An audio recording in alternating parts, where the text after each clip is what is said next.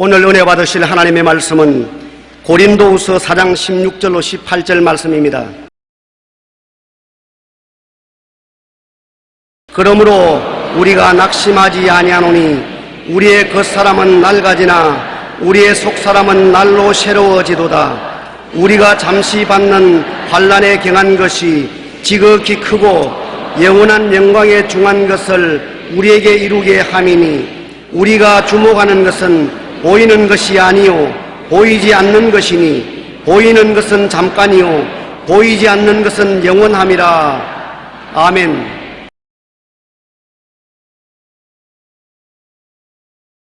저는 오늘 겉사람과 속사람이란 제목으로 은혜를 나누고자 합니다. 예수님을 믿기 전에는 겉사람과 속사람의 구별이 안 되었습니다. 뭐가 겉사람이고 뭐가 속사람인지 분별하려고 생각도 안 했습니다. 그러나 예수님을 구주로 믿으면 거듭나서 새로운 피조물이 되어 새 사람으로 태어납니다. 그게 되면 곧 옛사람과 새사람이 확연히 마음속에 구별되고 그날부터 마음속에 전쟁이 벌어지는 것입니다. 새사람과 겉사람이 주도권 싸움을 일으키는 것입니다. 사사건건이 새사람은 새로운 길로 가려고 하고 옛사람은 전통적인 삶을 그대로 살려고 애를 쓰는 것입니다. 역사 속에는 수많은 전쟁이 일어났습니다.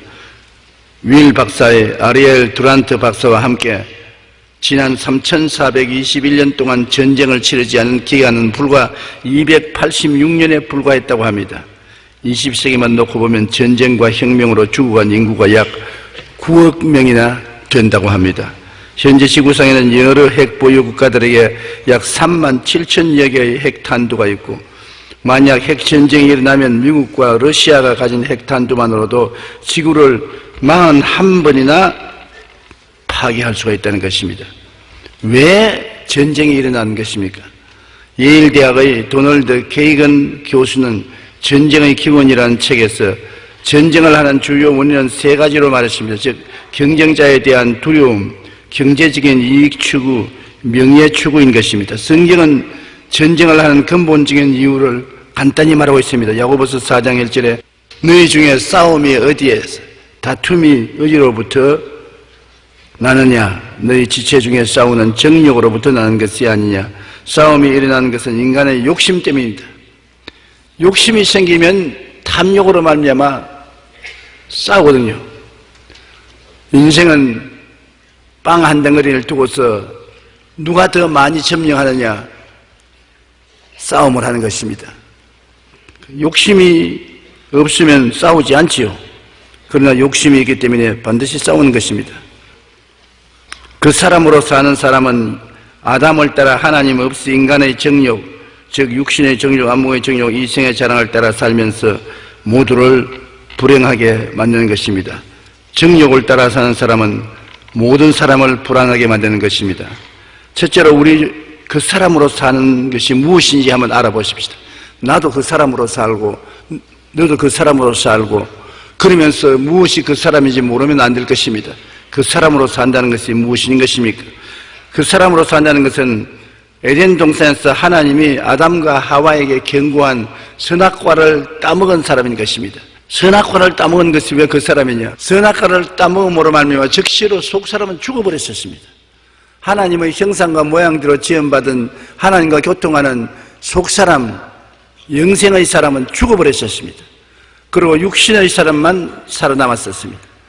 그렇기 때문에 선악과를 따먹은 사람은 자기의 정욕 중심으로 삽니다. 자기 욕심 중심으로 살아요.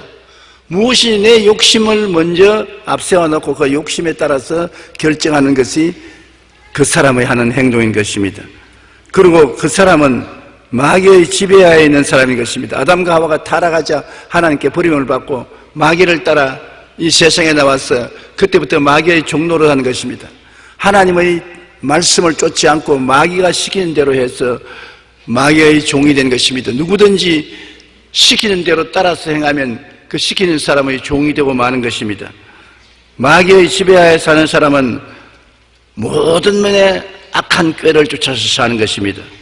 악한 꾀라는 것은 탐욕을 말하는 것입니다. 자기 욕심을 따라 삽니다. 선악과는 하나님만 좋다 나쁘다를 결정하는 것이 아니라 나도 하나님과 동등하게 좋다 나쁘다를 경쟁해서 살겠다는 나쁜 마음인 것입니다. 죄인의 길에서 사는 것이 바로 그 사람으로 사는 사람인 것입니다. 죄라는 것은 하나님의 말씀을 어기는 것이 죄인데 그 사람으로 사는 사람은 하나님의 말씀을 어기면서 삽니다. 그래서 죄인의 길에 서서 사는 사람인 것입니다. 그 사람으로 사는 사람은 오만한 자의 자리에 앉아서 삽니다. 자기를 과대평가합니다.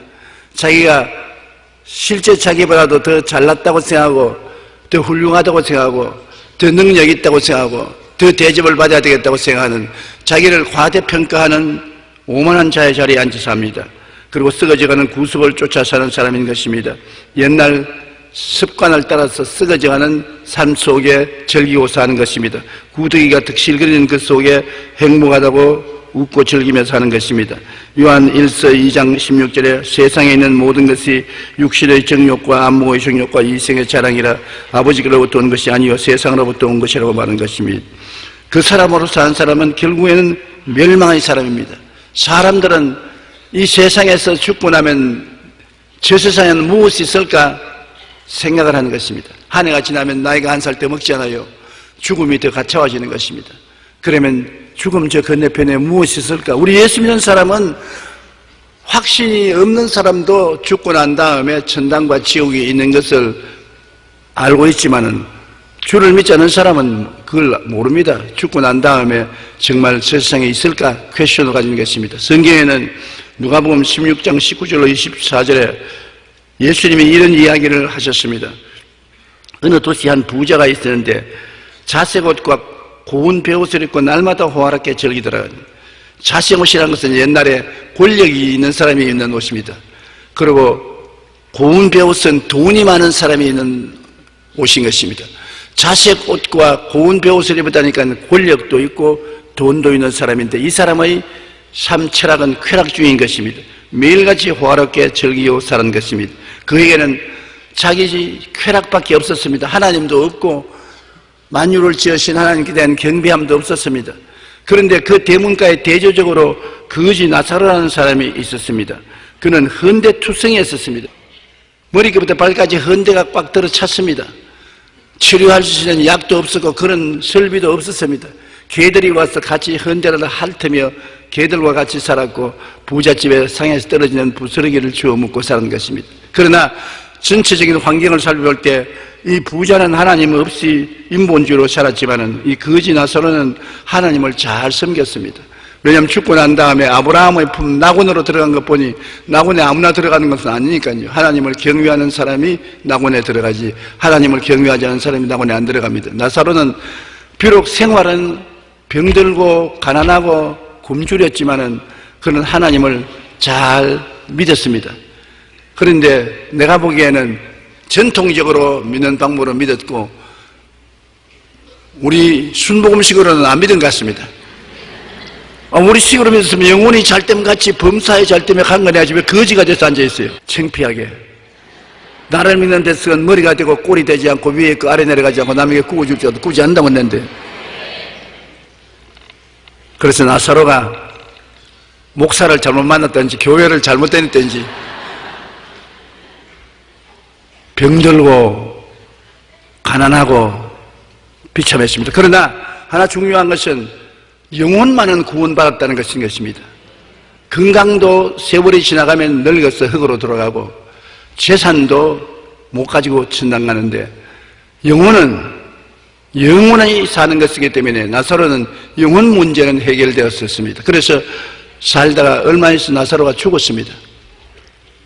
사람이 한번 나서 죽는 것은 정한이 치지만 병들어서 헐벗고 굶주려니 빨리 죽을 수밖에 없어요. 요 사이는 보통 100살을 산다고 하는데 왜냐하면 옛날보다 영양이 좋고 사회 환경이 좋고 치료를 잘 받고 하기 때문에 100살 사는 것을 그렇게 오래 산다고 생각하지 않습니다. 주님께서 장수함으로 만족해하며 나의 구원으로 보이게 됐으니 주님이 여러분에 대한 뜻은 할 수만 있으면 장수하는 것입니다.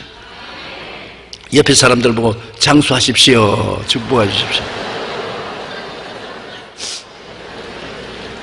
축복이 굉장한 영향력을 미칩니다. 우리 입의 말로서 축복을 전달해 줄 수가 있기 때문인 것입니다. 그런데 이 나사로는 죽었는데 천사들이 와서 그를 받들어 낙원으로 데려갔었습니다. 구약시대의 사람들은 천국에는 못 들어가고 낙원에서 들어갔습니다. 낙원은 천국 들어가는 대합실인 것입니다. 아브라함이 낙원의 주인으로서 있고 아브라함의 품 안으로 들어가는 것입니다. 언제 천국으로 들어가느냐? 예수님이 오셔서 십자가에서 몸짓고 피 흘려서 모든 인간의 부채를 다 청산하고 난 다음에 예수님이 낙원으로 내려갔습니다. 가니까 낙원에서 모든 사람들이 예수님을 기다리는 영혼들이 박수를 치고 환호를 합니다. 예수님이 내가 다 이루었다. 이제 너희가 대합실에 있을 필요가 없다. 그래서 예수님이 천국에 올라가실 때 낙원에서 기다리는 영혼들을 다 데리고 올라가신 것입니다. 그러나 예수님 오시기 전에는 낙원에 가 있었습니다. 대합실에 가 있고, 예수 안 믿는 사람도 대합실 지옥에 가 있어요. 진짜 지옥은 불과 유황으로 타는 못쓰기 때문에 엄청나게 고통스러운 것입니다. 지금은 고통스럽지만 장차 받을 형벌과는 비교도 안 되는 것입니다. 그런데 이 부자도 죽었죠. 부자가 영원히 살 수 있나요? 그런데 어딜 가느냐? 음부로 내려갔었습니다. 지금 죄인들이 내려가는 곳은 지옥이 아니고 음부입니다. 불과 유황으로 타는 못은 나중에 심판을 받고 들어가는 곳이고, 지금은 음부는 심판받을 사람이 대기실로 들어가 있는 것입니다. 음부에 들어가서 너무 괴롭단 말입니다. 아니, 얼마 전까지도 그렇게 화려하고 아름답게 살았는데 갑자기 육체를 떠나자 음부에 떨어져서 불꽃 가운데서 너무나 괴롭고 물 한 방울이 귀합니다. 그만큼 고통스럽다는 것입니다. 그런데 위를 쳐다보니까 이 나사로가 아브라함의 품에 안겨서 희희낙낙하고 있단 말입니다. 그러니까 이 부자 신세가 달라져서 그 고함을 쳤습니다. 아버지 아브라함이여, 나사로를 보내가지고서 손가락에 냉수 한 방울 떠서 찍어서 내 혀를 서늘하게 해서 내 불꽃 가운데 괴로워 죽을 징입니다. 그때 아주 아브라함의 냉정한 대답이 왔습니다. 너는 세상에 살 동안에 잘 살면서 하나님을 무시하고 하나님 말씀도 순종하지 않았지. 나사로는 세상에서 너무나 고통스럽고 괴롭고 병들고 헐벗었으나 말씀을 사랑하고 모세와 선지자를 그를 존중하고 살았기 때문에 이곳에 와 있다. 운명이 달라진 것입니다. 여기에서 보면 사람이 죽으면 없어진다고 생각하는 것은 인간적인 생각이고, 하나님의 계시적인 생각은 하나님이 계획한 저편 세상을 밝히 우리에게 보여주는 것입니다. 저편 세상을 밝히 말할 수 있는 사람이 누굽니까? 예수님이 하나님으로서 죽었다가 부활해서 우리에게 와서 저 세상 소식을 전해주셨는데 예수님 말씀이 분명하고 틀림이 없는 것입니다. 그러므로 사람이 이 세상에서 하나님 없이 사는 것은 아무리 부귀 영화 공명을 누리고 화롭게 살았다 하지라도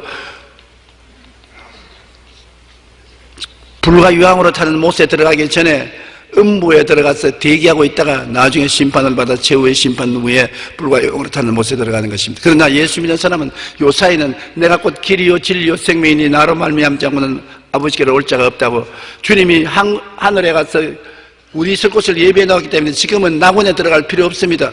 지금은 우리가 육신의 장막씩 벗어버리면 직행으로 가는 것입니다. 천국으로 들어가는 것입니다. 주님이 계시는 곳으로 우리가 바로 갈 수 있는 것입니다.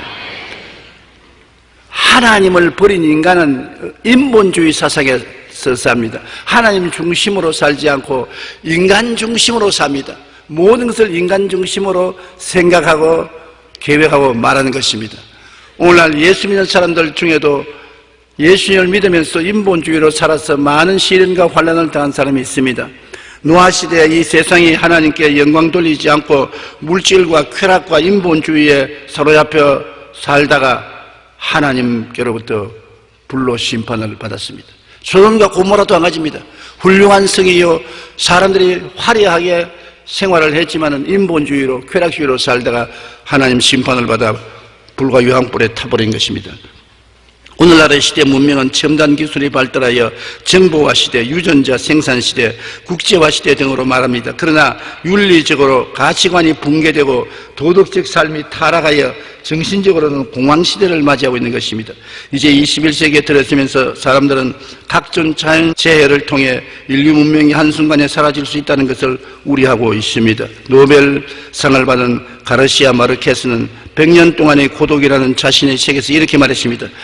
외세와 문명의 폐해를 씻어낸 대홍수 이후 사람들은 유토피아를 건설하려고 하지만 인간 내부의 악으로 인해 결국 유토피아는 실현되지 못한다.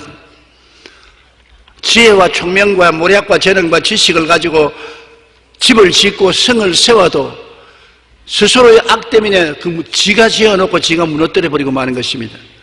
세계의 문명은 인간들이 열심히 세워놓고 난 다음에 전쟁으로 스스로 다 무너뜨려버리고 만 것입니다.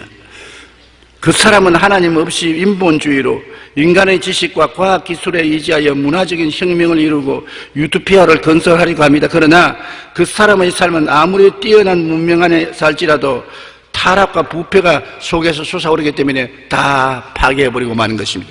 자기 손으로 지어놓고 자기 손으로 파괴해버리고 마는 것입니다. 그럼 둘째로 속사람은 무엇이며 속사람으로 사는 것은 무엇인 것입니까? 속사람은 예수님을 믿음으로 말미암아 거듭나는 것을 말하는 것입니다. 니고데모가 밤에 예수님께 찾아와서 선생님이여, 선생님이 하나님께로부터 오지 않으셨으면 이런 큰 일을 할 수가 없습니다. 예수님이 다짜고짜로 말씀하셨습니다. 사람이 거듭나지 아니하면 하늘나라에 들어갈 수 없다. 거듭나자니요, 나같이 나이 많은 영감이 어머니 뱃속에 들어갔다 또 나올 수 있습니까? 예수님께서 사람이 혈육으로서 천국에 못 들어간다. 물과 성령으로 거듭나야만 한다. 어떻게 물과 성령으로 거듭납니까? 모세가 광야에서 뱀을 든 것 같이 인자도 들려야 하리니 누구든지 저를 믿으면 멸망하지 않고 영생을 얻으라. 거듭난다는 것은 마지막 아담 예수께서 우리의 처음 아담하에서 지은 모든 죄를 다 청산하고 죽었다가 부활하심으로 말미암아 성령이 임하셔서 하나님 형상과 모양의 생명을 복구시켜 주시는 것입니다. 예수님을 구주로 모시면 예수님은 죽음을 극복하고 새로 살아난 제 생명의 원천이 되시기 때문에 그리스도 안에서 거듭나서 새 사람이 되는 것입니다. 거듭난 사람은 영생을 가진 사람인 것입니다. 영생이란 여러분 영원히 사는 생명이 아닙니다. 하늘나라에 들어가서 사는 생명인 것입니다. 사람은 다 영원히 살죠. 지옥가도 영원히 살고 천당가도 영원히 사는 것입니다. 우리가 말하는 영생은 예수 그리스도의 생명, 하나님의 생명으로 하나님의 주시는 생명을 얻는 것을 영생이라고 말하는 것입니다. 누구든지 저를 믿으면 멸망하지 않고 영생을 얻으라. 여러분은 지금 영생을 가지고 있는 것입니다. 오래 사는 생명이 아닙니다. 하나님과 같은 생명을 가지고 있는 것입니다. 그러므로 속사람이 살아난 사람은 하나님의 생명을 가지고 있는 사람이요, 또 여러분 속에 하나님의 영인 성령이 와서 계신 사람인 것입니다. 하나님의 성령이 여러분을 성전 삼고 와서 여러분이 기도할 때 하나님을 향하여 아바 아버지라고 부르게 만들어주는 것입니다. 고린도후서 4장 10절로 12절에 우리가 항상 예수의 죽음을 몸에 짊어지면 예수의 생명이 또한 우리 몸에 나타나게 하려니라. 예수님의 십자가를 우리가 마음에 받아들이면 예수님의 부활의 생명이 우리에게 일어나는 것입니다. 우리는 항상 갈보리 십자가를 바라보고 무엇을 상상하느냐? 저기에 예수님이 나의 죄, 불의, 추악, 저주, 절망을 걸머지고 매달려 죽으셨다. 예수 죽음 내 죽음이다. 내가 그리스도와 함께 십자가에 못 박였다. 그것을 상상하며 십자가를 바라보고 그 다음엔 뭘 바라보는 것입니까? 아리마대 요셉의 무덤에서 나는 부활이요 생명이라고 부활하신 예수님을 바라보고 나도 예수님과 함께 부활했다. 예수님과 같이 무덤에 죄와 허물, 질병과 저주, 절망과 죽음을 장사지내버리고 부활해서 승리하는 그리스도와 함께 부활 승리해서 영원한 하나님의 자녀들이 되었다는 것을 생각하고 바라볼 수가 있는 것입니다. 그러므로 우리가 예수 죽음을 몸에 짊어지면 예수의 생명도 우리 몸에 나타나게 되는 것입니다. 갈보리 십자가를 바라볼 때 언제나 이 두 가지 사건이 일어나야 되는 것입니다.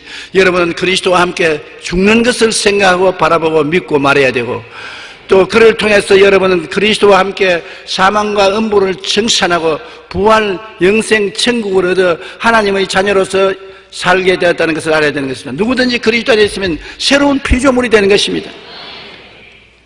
보라, 이전 것은 지나가고 새 것이 되었다. 여러분은 새 것인 것입니다. 새 사람인 것입니다. 하나님께서는 여러분을 마지막 아담 예수를 통해서 태어난 새 사람으로 취급하고 여러분에게 은총을 베푸는 것입니다.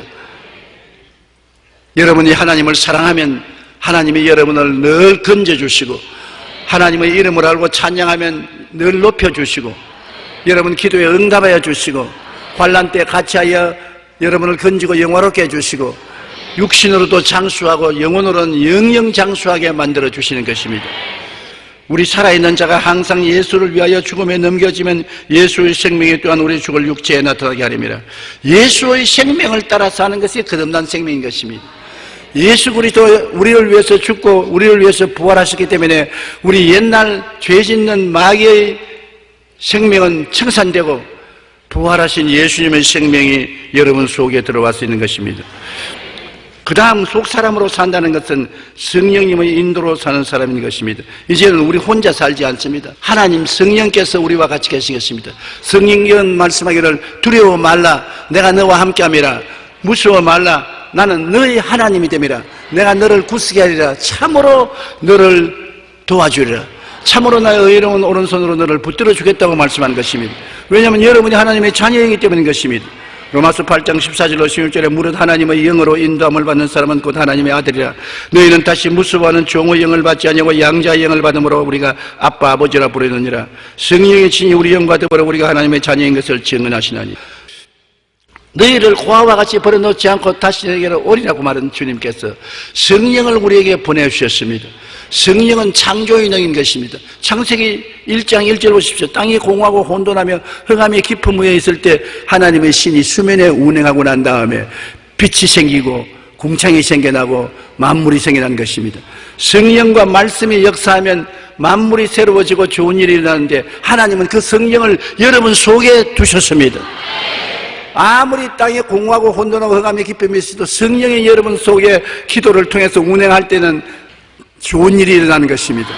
그리고 말씀을 주셨지 않습니까? 이 말씀을 여러분 들고 읽고 듣고 기도하고 마음에 간직하고 성령의 마음의 감동으로 기도하면 영혼이 잘됨같이 범사의 잘됨에 강건하고 생명을 때 넘치는 기적이 창조되는 것입니다. 우리는 창조의 위대한 힘을 가지고 있습니다.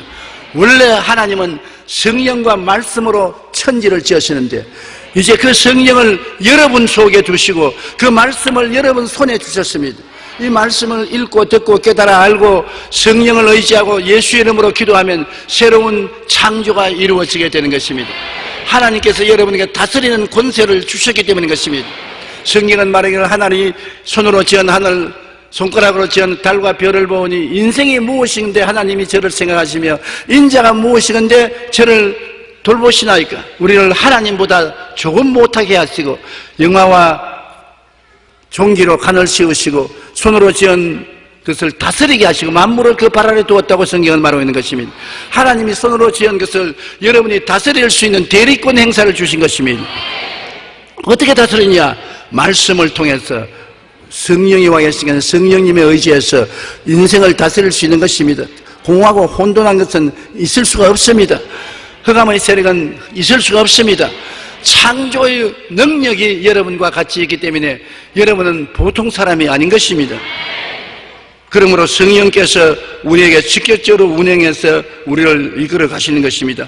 갈라디아서 5장 16절에 너희는 성령을 따라 행하라 그리하면 육체의 욕심을 이루지 아니하리라. 성령을 그렇기 때문에 근심시켜서는 안 되는 것입니다.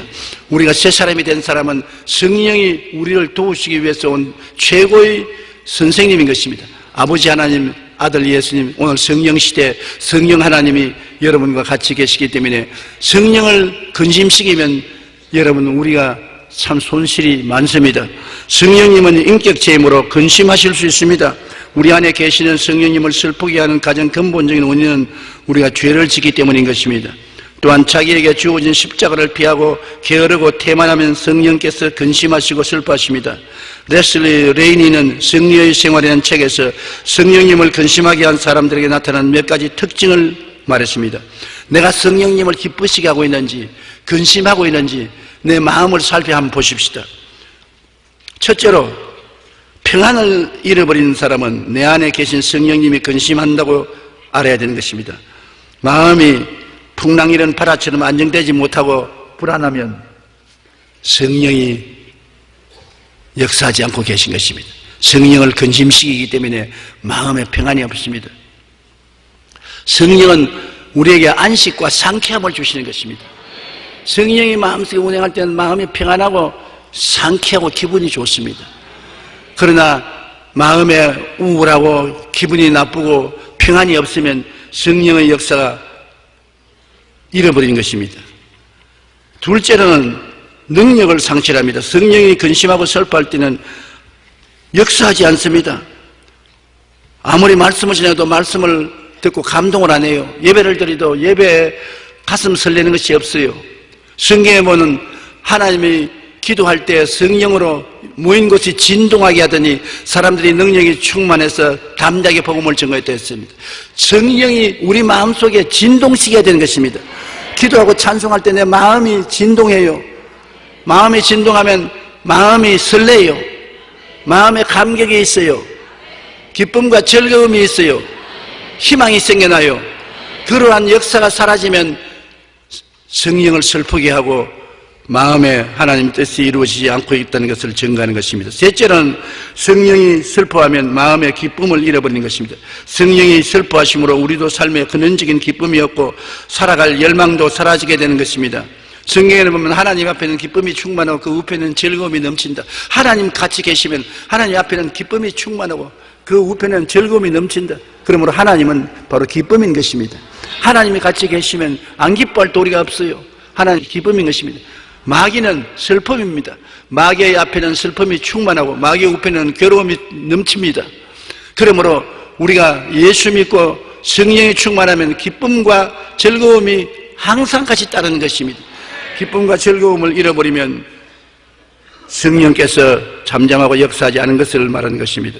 넷째로, 성령이 잠잠하면 마음에 의심이 생깁니다. 확신이 사라지고 의심이 들어와서 자기도 모르게 갈등을 하게 되는 것입니다. 마지막으로 다섯째, 성령이 떠나면 건강을 잃을 때가 많습니다. 마음이 병들므로 몸이 병들 때가 많은 것입니다. 우리가 속사람으로 날로 새롭게 살기 위해서는 성령님이 근심하거나 슬퍼하지 않도록 해야 되는 것입니다. 이를 위해 늘 깨어 말씀과 기도에 힘쓰며 게으르지 말고 열심을 품고 주를 섬겨야 되는 것입니다. 우리는 성령께서 우리 속에 계시고 새로 거듭난 새 사람으로 살기 위해서는 4차원의 영성을 따라 살아야 되는 것입니다. 계시적인 지식을 따라 살아야 되는 것입니다.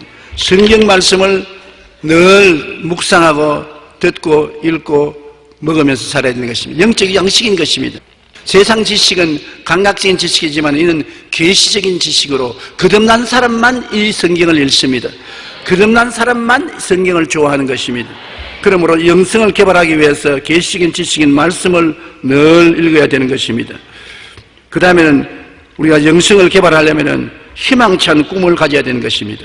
마음에 희망이 있어야 돼요. 희망을 잃어버리면 죽음이 오는 것입니다.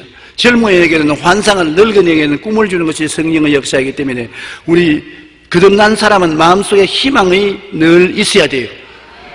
희망의 불길이 사라지지 말아야 돼요. 그래야 우리가 사는 즐거움이 있는 것입니다. 그리고 믿음으로 사는 삶을 살아야 되는 것입니다. 새 사람으로 사는 사람은 하나님의 약속의 말씀을 믿고 사는 것입니다. 사람의 말을 믿는 것이 아니라 하나님의 말씀을 믿고서 삽니다. 눈에 아무 증거 안 보이고 귀에 아무 소리 안 들리고 소용 잡히는 게 없어도 하나님 말씀을 믿고 살기 위해서는 모험적으로 살아야 되는 것입니다. 우리가 일일이 다 계산해서 합당한 것만 믿으면 아무것도 믿을 수가 없어요. 믿음이란 계산하는 것이 아닙니다. 믿음이란 모험으로 뛰어드는 것을 말하는 것입니다. 베드로가 물으로 걸어갈 때 계산해서 물으로 들어간 것이 아닙니다. 중력이 얼마인데 부력은 얼마고 바람 방향은 어떻고 파도의 높이는 얼마고 계산해서 물에 한번 들어가 보겠다 그렇게 생각하고 들어간 거 아닙니다. 베드로는 예수님이 오라고 하시면 그대로 간 것입니다. 말씀에 서서 간 것인 것입니다. 아브라함이 75세 아들 달라고 기도할 때 하나님이 불러내어서 하늘을 차고 별들을 헤아리라고, 별들을 수없이 헤아리고 난 다음에 하나님께서 말씀하기를 너희 자손이 저 별들처럼 많을 것이다. 아브라함이 그를 믿었습니다. 75세 된 노인이 별들처럼 보고 믿은 것은 하나님의 말씀 때문에 믿은 것입니다. 여러분에게도 하나님 말씀을 주시면 말씀대로 믿으면 되는 것입니다. 이 성경은 모두 다 로고스로서 여러분에게 주신 말씀인데 기도하면 이것이 레마가 되어서 여러분에게 직접 주는 말씀이 되는 것입니다. 그러면 믿어요. 모험을 가져야 돼요. 그러면 하나님이 기적이 일어나는데 우리 거듭난 사람만이 모험적으로 믿을 수가 있는 것입니다. 그리고 우리 거듭난 사람은 변화된 말을 해야 되는 것입니다. 성경을 읽음으로 말미암아 마음에 변화된 대로 할 수 있다, 하면 된다, 해보자, 나는 산다는 변화된 말을 해야 되는 것입니다. 성경 말씀을 많이 읽고 외워서 말씀대로 말을 해야 되는 것입니다. 저는 하루에도 수십 번 시편 23편을 외웁니다. 야훼는 나의 목자시니 내게 부족함이 없으리로다. 제가 나를 푸른 초장에 누이시며 쉴만한 물가로 인도하시는도다. 내 영혼을 소생시키시고 의의 길로 인도하시는데 그 전부 다 그 말이 내 말이 아니라 성경에 기록된 말인 것입니다. 내 마음이 답답하면 하나님께서 쉴만한 물가로 인도하시는데요, 쉴만한 물가로 이끌어 주시옵소서. 내가 불행하면 내 영혼을 소생시켜서 행복하게 해 주시옵소서. 사망의 엄심한 골짜기를 지나면 주님께서 같이 계시기 때문에 괜찮습니다. 합동하여 유익이 됩니다. 원수에게 공격을 당하면 하나님, 원수가 공격해도 하나님 나에게 진수성찬 차려 주십니다. 전부 말씀을 그대로 우리가 입으로 시인하면 그것이 굉장한 능력을 베풀어 주는 것입니다. 그냥 하나님 그지 말고 하나님은 나의 피난처다, 하나님은 나의 요새시다, 하나님은 나의 일해하는 곳이 되신다, 하나님은 나를 새 사냥꾼의 올무에서와 극한 연병에서 건지신다. 그렇게 말을 성경적으로 하면은 내 입에 말로 내가 묶였으면 내 입에 말로 내가 사로잡힌 바 된다고 말하는 것입니다. 파도 이런 바다에 배가 항구로 찾아가는 것은 키 때문에 그렇다는 거죠. 우리가 파도 이런 세상에서 안전한 항구로 가는 것은 키가 우리 혀라는 것입니다. 말을 여러분 긍정적이고 적극적이고 창조적이고 생산적이고 성경적으로 하면은 하나님의 역사가 그에 따라서 일어나는 것입니다. 말을 마귀적이고 세상적이고 절망적이고 파괴적으로 하면 또 우리 인생도 그 말을 따라 나가게 되는 것입니다. 그러므로 내 입에 말로 내가 묶였으며 내 입에 말로 내가 사로잡힌 바 되었으므로 새해에는 말 조심을 하십시오. 생각을 하나님 말씀으로 꽉 채워놓고 여러분 아름다운 꿈을 말씀으로 그려놓고 말씀을 따라서 모험적으로 믿고 말씀 따라서 입술로 말하면은 창조적인 다스리는 역사가 여러분 생애 속에 일어나게 되는 것입니다. 그렇게 하면 성령이 여러분 생애 속에서 창조적인 역사를 베풀어 주시는 것입니다. 셋째로 우리는 이제 날로 새롭게 살아야 되겠습니다. 하루 정체되지 말고 내일은 오늘보다, 다음 달은 근본보다, 명년은 금년보다 새로워지는 삶을 살아야 되겠는 것입니다. 고린도후서 4장 16절에 그러므로 우리가 낙심하지 않으니 우리 그 사람은 낡아지나 우리의 속 사람은 날로 새로워진다. 그 사람은 낡아진다. 나이 한 살 더 먹으니 주름살 하나 더 지고 허리도 조금 더 구부러지고 말도 좀 더 천천히 할지 몰라도 그 걱정할 것 없다. 그 사람은 후패하나 속은 날로 새로워진다. 왜? 말씀이 있으니까 새로워지는 것입니다. 성령이 계시니까 새로워지는 것입니다. 기도가 있으니까 새로워지는 것입니다. 우리는 날로 속 사람이 새로운 생명으로 새로워질 수 있는 것입니다. 그러므로 매일같이 우리는 죄와 허물을 벗어버리는 삶을 살아야 되는 것입니다. 예수 믿었다고 해서 한 번에 천사가 안 됩니다. 조금씩 변화되는 것입니다. 어린아이가 태어나자마자 어른이 안 됩니다. 세월이 흘러가면서 조금씩 자라는 것 같는 것입니다. 골로새서 3장 1절로 10절 그러므로 너희가 그리스도와 함께 다시 살리심을 받았으면 위의 것을 찾으라. 거기는 그리스도께서 하나님 우편에 앉아 계시느니라. 위의 것을 생각하고 땅의 것을 생각하지 말라. 이는 너희가 죽었고 너희 생명이 그리스도와 함께 하나님 안에 감추었음이라. 우리 생명이신 그리스도께서 나타나실 그때 너희도 그와 함께 영광 중에 나타나리라. 그러므로 땅에 있는 지체를 죽이라. 곧 음란과 부정과 사욕과 악한 정욕과 탐심이니 탐심은 우상숭배니라. 이것들로 말미암아 하나님의 진노가 임하느니라. 너희도 전에 그 가운데서 할 때는 그 가운데 행하였으나 이제 너희가 이 모든 것을 벗어버려라. 곧 분함과 노여움과 악의와 비방과 너희 입의 부끄러운 말이라. 너희가 서로 거짓말을 하지 말라. 옛사람과 그 행위를 벗어버리고 새사람을 입었으니 이는 자기를 창조하신 이의 형상을 따라 지식에까지 새롭게 하심을 입은 자니라. 이와 같이 우리가 끊임없이 목표를 변화해 두고서 말씀을 읽고 성령 인도를 받으면서 기도하면서 한 발자국 한 발자국 앞으로 나아가는 것입니다. 매일같이 나아가고 변화되는 것이 우리 새로 변화된 사람의 모습인 것입니다.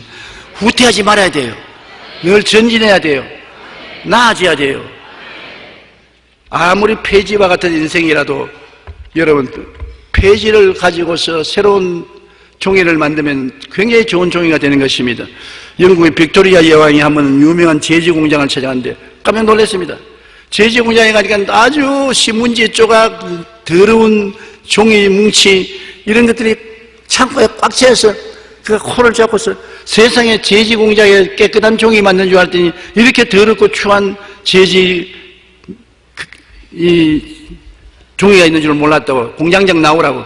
공장장 이게 뭐냐 공장이 말이야. 그러니까 공장장이 폐하 지금 보시는 이 종이는 재료입니다.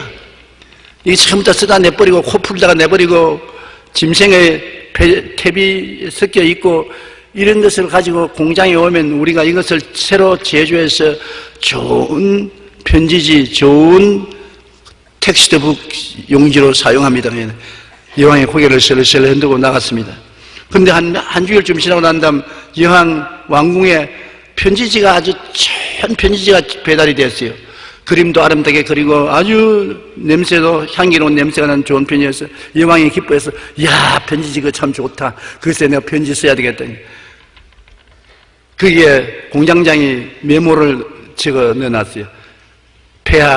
폐하가 싫어하던 그 폐지가 바로 지금 이 종이입니다. 폐지를 공장을 통하면 이렇게 변화될 수 있습니다.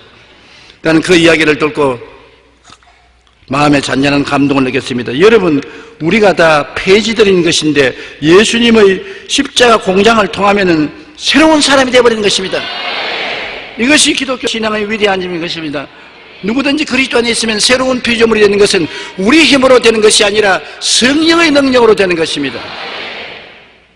우리 힘으로 구원 못 받아요. 폐지입니다. 썩은 종입니다. 냄새가 납니다. 그러나 이 폐지가 십자가 공장을 통하면 아주 좋은 종이가 되어요. 새 사람이 되어요. 성령의 사람이 되어요. 그러므로 우리는 낙심하지 아니하느니 그 사람은 후패나 속은 날로 새로워지는 성령의 역사가 일어나는 것입니다. 그렇기 때문에 우리 새 사람이 된 우리들은 항상 우리를 새롭게 하는 십자가 밑에서 말씀을 읽고 듣고 묵상하고 살아야 되는 것입니다. 베드로전서 1장 23절로 25절에 너희가 거듭난 것은 썩어질 씨로 된 것이 아니요 썩지 아니할 씨로 된 것이니 살아있고 항상 있는 하나님의 말씀으로 되었느니라. 그러므로 모든 육체는 풀과 같고 그 모든 영광은 풀의 꽃과 같으니 풀은 마르고 꽃은 떨어지되 오직 주의 말씀은 세세토록 있도다 하였으니 너희에게 전한 복음이 곧 이 말씀이라. 세세토록 있는 말씀이 우리 가운데 역사하는 것입니다. 여러분, 우리가 가장 하나님 보시기에 위대한 것은 말씀을 받아들이고 성령이 와 계신다는 것입니다. 말씀과 성령만 있으면 새로운 세계가 이루어지는 것입니다. 성경에 보십시오. 창세기 1장 1절로 2절에 땅이 공허하고 혼돈하며 흑암이 깊음에 있는데 성령이 운행했습니다. 여러분 마음이 지금 공허하고 혼돈하며 흑암이 깊음에 있습니까? 여러분 가정이 공허하고 혼돈하며 흑암이 깊음에 있습니까? 여러분의 사업이 공허하고 혼돈하며 흑암이 깊음에 있습니까? 이거 어떻게 해결합니까? 절망 아닙니까? 예수님을 모시고 구원받아 성령이 운행하시면 그 다음 하나님 말씀을 마음에 받아들여서 생각하고 말씀으로 꿈꾸고 말씀으로 믿고 말씀으로 말하면 역사가 일어나기 시작하는 것입니다. 말씀을 그대로 여기 두면 안 돼요. 말씀이 육신이 돼야 돼요. 원래는 하나님이 말씀하지 않았습니까? 우리도 이 말씀이 우리 것이 돼야 돼요. 어떻게 말씀이 우리 것이 되느냐? 생각이 달라지면 우리 것이 됩니다. 말씀이 들어가서 말씀을 통해서 아름다운 꿈을 꾸면은 우리 것이 되는 것입니다. 말씀을 통해서 믿으면 우리 것이 되는 것입니다. 말씀을 통해서 입술로 시인하면 우리 것이 되는 것입니다. 창조적인 말씀이 우리의 생각과 꿈과 믿음과 입술의 고백으로 우리 속에 들어오고 성령이 운행하면 기도하면 기적이 일어나서 공하고 혼돈하고 흑암의 기쁨이 있는 곳에 빛이 들어오고 질서가 들어오고 창조가 들어오고 아름다움이 들어와서 하나님 보시기에 좋게 되고 마는 것입니다. 그러므로 우리는 절대로 낙심하지 말아야 되는 것은 말씀이 계시고 성령이 역사하기 때문에 우리는 절대로 낙심할 수가 없는 것입니다. 기도와 성령 충만하기 위해서 항상 우리는 열심히 기도하고 성령 충만을 강구한 여러분 되시기를 주의 이름으로 축원하십니다. 에베소 4장 23절로 24절에 오직 너희의 심령이 새롭게 되어 하나님을 따라 의와 진리의 거룩함으로 지음받은 새 사람을 입어라. 하나님이 새 사람을 만들어 주었으므로 우리는 입기만 하면 되는 것입니다.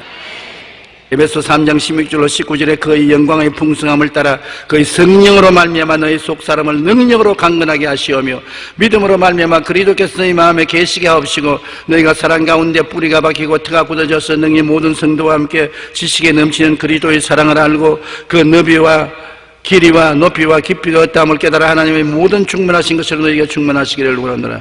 그냥 충만이 아닌 것입니다. 모든 것으로 충만하라. 하나님 가진 것 다 가져라. 하나님 주신 것 하나도 남기지 않고 다 얻으라 하는 것입니다. 그러므로 여러분 우리가 성경을 읽고 하나님이 우리에게 주신 약속을 말씀을 통해서 성령의 은혜를 통해서 다 가지게 되시기를 바랍니다. 무엇보다도 우리 새 사람이 된 사람은 사랑으로 섬기는 삶을 살아야 되는 것입니다. 사랑이 없으면 종교는 필요 없습니다. 우리 마음속에 사랑이 없으면 교회당도 허무하고 소용이 없습니다. 아름다운 설교도 의미가 없어요. 얼마나 달콤한 성가도 아무 의미가 없는 것입니다. 성경에는 고린도전서 13장 1절에 내가 사람의 방언과 천사의 말을 할지라도 사랑이 없으면 소리나는 구리와 울리는 꽹과리가 된다. 사랑이 없으면 방언을 하고 천사의 말을 하노 괭작 꽹과리 소리에 불과하다. 아무 내용이 없다니. 내가 예언하는 능력이 있어 모든 비밀과 모든 지식을 알고 또 산을 옮길 만한 믿음이 있을지라도 사랑이 없으면 내가 아무것도 아니다. 내가 하버드 대학을 나오고 박사학위를 몇 개나 받았고 분석이 능해서 투자하는 것마다 돈을 억수로 벌어들이고 그래도 하나님은 아무 소용이 없다. 사랑이 없으면 아무 소용이 없다는 것입니다. 내가 내게 있는 모든 것으로 구제하고 내 몸을 불사르게 내줘도 사랑이 없으면 내게 아무 유익이 없느니라. 그냥 동정한다고 물자 전달해 준다고 되는 것이 아니라 사랑이 있어야 된다. 그럼 그 사랑이 어디에서 나옵니까? 예수님이 속에 계셔야 그 사랑이 생겨나는 것입니다. 예수 사랑 내 사랑이 되는 것입니다. 예수님의 사랑, 그 사랑은 사람이 만들어낼 수가 없는 것입니다. 예수님을 구주로 모시고 말씀과 성령에 충만하면 예수님의 사랑이 우리 속에 넘쳐나게 되는 것입니다. 그러므로 우리는 모두 다 예수님의 사랑에 넘쳐서 하나님과 더불어 사는 우리가 되어야 되는 것입니다. 우리의 일생은 그 사람과 속 사람의 싸움인 것입니다. 바울 선생도 오라는 공고한 사람이로다 이 사망의 몸에서 누가 나를 건져내려고 탄식했습니다.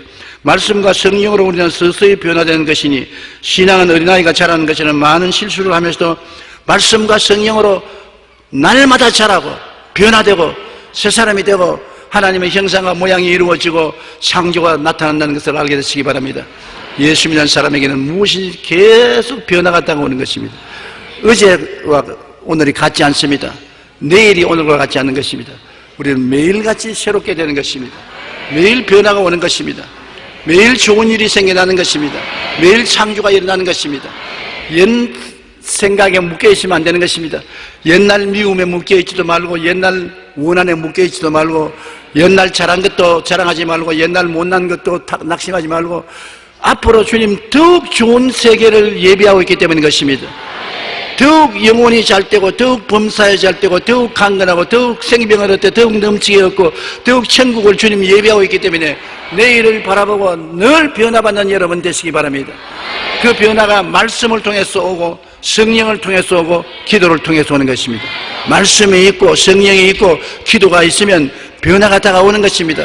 기적이 다가오는 것입니다. 하나님께서 보시기에 좋은 일이 일어나게 되는 것입니다. 할렐루야. 그러므로 이 새해에는 여러분 이런 기쁨이 충만하시기를 주의 이름으로 축원합니다.